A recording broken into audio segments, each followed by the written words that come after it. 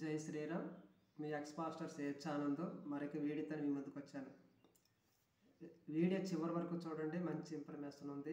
Like చేయండి, share చేయండి, subscribe చేయండి. అంతేకాకుండా మన ఛానల్ ముందుకు వెళ్ళడానికి మీ యొక్క ఆర్థిక స్తోమతను బట్టి మాకు సపోర్ట్ చేయండి.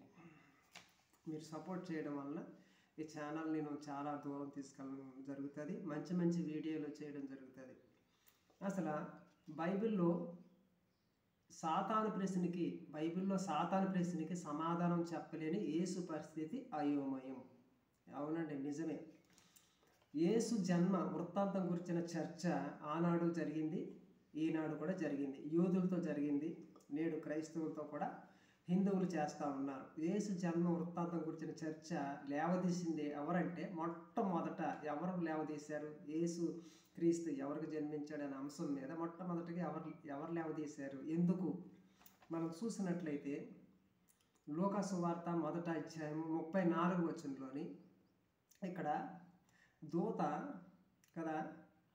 దూత చెప్పినటువంటి మాటలకి లూకా సువార్త 1వ అధ్యాయం 34వ వచనంలోని, అందుకు మరియ నేను పురుషుని ఎరగని దానినే ఇది ఎలాగ జరుగునని దూతతో అనగా, అంటే దూత వచ్చి అంటుంది, దయాప్రాప్తురాలా నీకు శుభము, నువ్వు గర్భం ధరించి ఒక కుమారునికి అంటామని చెప్పి దూత వర్తమానం తీసుకొస్తుంది మరియం దగ్గరికి అనమాట బైబిల్లోని.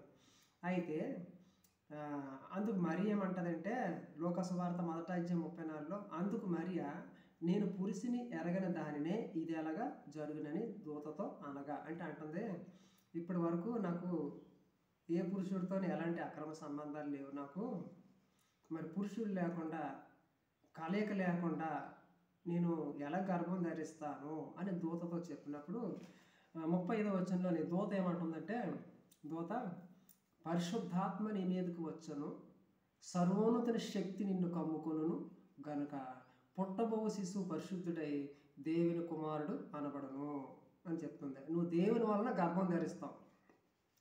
దూత అంటుంది బైబిల్లోని, నువ్వు దేవుని వలన గర్భం ధరిస్తావు అని చెప్తుంది అనమాట. ఒక క్లారిటీ ఇస్తుంది. దేవుని వలన నువ్వు గర్భం ధరిస్తావు, దేవుని వలన నువ్వు గర్భం ధరిస్తావు అని చెప్పి క్లారిటీ ఇస్తూ ఉంది.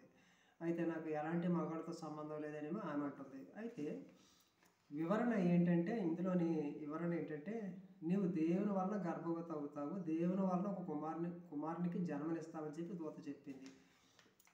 ఇంకా ఏంటంటే లూకా సువార్త 1వ అధ్యాయం 21వ వచనంలో, అంతేకాకుండా ఇదిగో నువ్వు గర్భం ధరించి కుమారునికని ఆయనకి యేసు అని పేరు పెట్టెదవు. అంతేకాకుండా దేవుని వలన నువ్వు గర్భం ధరించి ఆ కుమారుడికి ఒక పేరు కూడా నువ్వు పెడతావు. ఆ పేరు ఏంటంటే యేసు అని పేరు పెట్టని చెప్తుంది దూత. కనుక ఆనాడు యూదులు కదా, ఆనాడు ఈనాడు కూడా యూదులు యెహోవానే దేవునిగా పూజిస్తారు. యెహోవాను కదా, యూదులు యెహోవాని దేవుడిగా ఆరాధిస్తారు, యేసుక్రీస్తుని దేవుడిగా ఆరాధించరు. మీరు పాత నిబంధన అంతా చదువుకోండి. జై శ్రీరామ్. క్రైస్తవులు మాత్రం యేసుని దేవునిగా పూజిస్తారు. యూదులేమో ఇశ్రాయేల్ ప్రజల 12 గోత్రాల వారేమో యెహోవాని దేవునిగా ఆరాధిస్తారు, పూజిస్తారు. క్రైస్తవులు మాత్రము కదా యేసుని మాత్రమే దేవుడిగా అంగీకరిస్తారు. ఇంతకీ ఇద్దరిలో ఎవరి వలన గర్భవతి అయింది కదా? క్రైస్తవుల ప్రకారంగా అయితే యేసు దేవుడు, యూదుల ప్రకారంగా అయితే యెహోవా దేవుడు.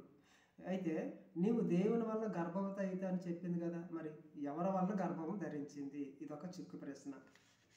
ఈ ప్రశ్నకి సమాధానం కోసమే సాతాను యేసు దగ్గరికి వచ్చాడు. కానీ ఆనాడు ఈనాడు ప్రశ్నగా ఉండిపోయింది తప్ప పరిష్కారం కాలేదు కదా.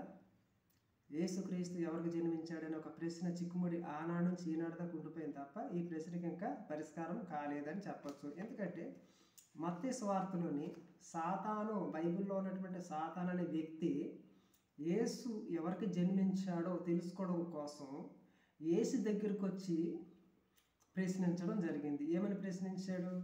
మత్తయి సువార్త 4వ అధ్యాయం 3వ వచనంలో, ఆ శోధకుడు ఆయన వద్దకు వచ్చి, నీవు దేవుని కుమారుడివైతే ఈ రాళ్ళు రొట్టెలగినట్లు ఆజ్ఞాపించమనెను. నిజంగా యేసు దేవునికి పుట్టుంటే, యేసు నిజంగా దేవునికి పుట్టుంటే అతడు శక్తిమంతుడై ఉండాలి. అతడు శక్తిమంతుడై ఉండాలి, అతనికి అధికారం ఉంటుంది, శక్తి ఉంటుంది కనుక ఆయనకు ఉన్నటువంటి శక్తులు ఏంటో మనం చూశాక అప్పుడు ఇతను దేవుడికి పుట్టినటువంటి వాడు, దేవుని కుమారుడని నేను నిర్ధారణ చేస్తానని చెప్పి ఆలోచనతో వచ్చి ప్రశ్నించాడు అనమాట. ఈ రాళ్ళు రొట్టెలు చేయి, ఈ రాళ్లను రొట్టెలు చేయమన్నప్పుడు ఆయన మాట తిరస్కరించి వేరే ట్రాఫిక్లోకి వెళ్ళిపోయాడు యేసుప్రభు. దానికి సమాధానం చెప్పల. శోధకుడు వేసిన ప్రశ్నకి సమాధానం దొరకలేదు. రెండో ప్రశ్న కూడా వేశాడు. అదే మత్తయి సువార్త 4:6లో, 4వ అధ్యాయం 6వ వచనంలో, నీవు దేవుని కుమారుడు అయితే కిందికి దూకుము అంటున్నాడు. ఇక్కడ అతడు అనుమానం ఏంటి? నువ్వు దేవుడికి జన్మించావా లేదా, దేవుడికి జన్మించావా లేదా, ఆ ఒక్క ప్రశ్నకు సమాధానం కోసం వచ్చి ఈ ట్రాఫిక్ అంతా ఎత్తున్నాడు. అక్కడ ఏమంటున్నాడు? రాళ్ళను రొట్టెలు చేయమన్నాడు. దానికి సమాధానం లేదు. నువ్వు దేవుని కుమారుడితే ఈ పర్వతం నుంచి కిందకు దూకు అంటున్నాడు. దానికి కూడా ట్రాఫిక్ మార్చడం జరిగింది, చెప్పలేదు. అప్పుడు సాతాను నిర్ధారణ చేసుకున్నాడు. ఏమని నిర్ధారణ చేసుకున్నాడంటే సాతాను, ఇతడు దేవునికి జన్మించలేదు, ఇతడు దేవునికి జన్మించలేదు, కేవలం మానవుడికి మాత్రమే జన్మించాడు కనుక ఇతడు దేవుని కుమారుడు కాదు, శక్తిమంతుడు కాదు, ఇతని దగ్గర ఎలాంటి శక్తులు లేవని చెప్పి నిర్ధారణ చేసేసుకొని అప్పుడు ఏస్తూ ఏమంటున్నాడు తెలుసా? మత్తయి 4:9లోని, నీవు సాగిలిపడి నాకు నమస్కారం చేసినడలా వీటన్నిటిని నీకు ఇచ్చేదనని ఆయనతో చెప్పగా, ఆ శోధకుడు యేసు దగ్గరికి వచ్చి, ఇతడు దేవుని కుమారుడు కాదు, దేవుడికి జన్మించలేదు, ఇతడు శక్తిమంతుడు కాదు, ఎలాంటి శక్తులు లేవు, శక్తిహీనుడు కనుక నేను వచ్చి అనవసరంగా ఇతను శోధించి ఇతన్ని నేను అనవసరంగా నా టైం వేస్ట్ చేసుకున్నానని చెప్పి ఆలోచించి, ఆ పోతే ఎందుకు ఒట్టిగా ఇతన్ని పాపం వెళ్ళడం ఎందుకు, ఇతనికి నేను కొన్ని శక్తులు ఇచ్చిపోతాను అని చెప్పి ఏమంటున్నాడు? నువ్వు సాగిలిపడి నాకు నమస్కరిస్తే చాలు, నీకు కావాల్సినన్ని ఇస్తాను అన్నాడు. కానీ ఇక్కడ ఏమన్నాడు ఆయన? నాకేం వద్దని చెప్పేశాడు కదా. జై శ్రీరామ్. అంచేత బైబిల్లోని యేసుక్రీస్తు మార్గంలో వెళ్తా ఉన్నప్పుడు కూడా ఒక గుడ్డివాడు కూడా యేసుక్రీస్తుని ఏమన్నాడు? దావీదు కుమారా, కొంతమంది యేసేపు కుమారా కదా. చాలా ప్రశ్నలు యూదులు ఆయనతో మాట్లాడే విధానం కూడా మనం చూస్తాం. కనుక యేసుక్రీస్తు ఎవరికి జన్మించాడు అన్న ప్రశ్న మొట్టమొదటి లేవదీసింది బైబిల్లో శోధకుడే. ఇక్కడ నేను క్లారిటీ ఇచ్చేసాను, చక్కటి క్లారిటీ. ఆనాడు ఈనాడు కూడా ప్రశ్నకి సమాధానం లేదు కనుక యేసు గురించి చక్కటి ఇన్ఫర్మేషన్ ఇచ్చాను. లైక్ చేయండి, షేర్ చేయండి, సబ్స్క్రైబ్ చేయండి. మరొక వీడియోతో కలుద్దాం. Thank you.